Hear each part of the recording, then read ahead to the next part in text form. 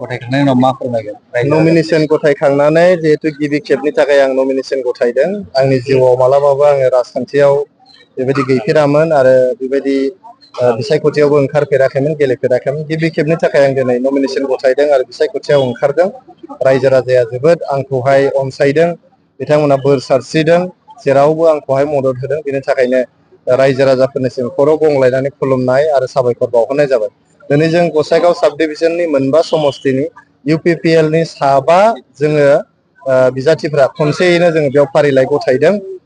श्रीरामपुरनिफ्राय हुलसेन हाजदा, गुमानिफ्राय मुर्शिदा बेगम, जमदुवारनिफ्राय सरनजित बसुमतारी, सराइबिलनिफ्राय आं, राजु कुमार नार्जारी आरो कसुगावनिफ्राय उखिल मुसाहारि बिथां, जों साबाया जयैनो दिनै नमिनेशन गथायदों।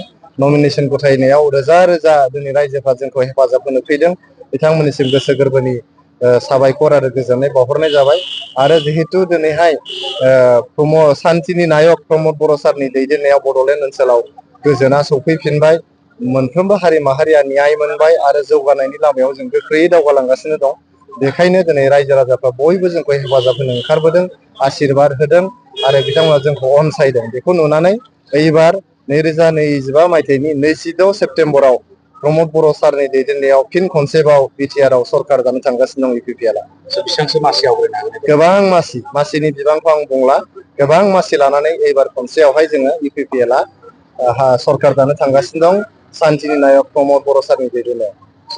बिजेपि दोलोखौ जों नुनो मोन्दोंमोन जे बड'फानि जायगा दतमायाव बिजाथि फसङा, नाथाय दा नुनो मोनबाय बिजाथि फसंलायबाय। बेखौ लानानै मा बुंगोन?